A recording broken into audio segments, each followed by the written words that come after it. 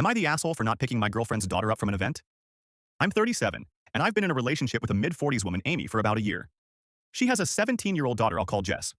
Over the weekend, Jess had a school event and had asked me for a ride in advance. I didn't mind in the slightest. I drove her over to the school and we had a nice chat in the car. When she got out, though, a bunch of her friends were there, and she waved to me and shouted, "Later, creepy stepdad," with a huge smile. I think it was a joke to her friends. They laughed and I stared awkwardly for a few seconds. Then Jess said, "Go, go," literally shooing me away. I drove home thinking whatever, but over time it started to really grate on me.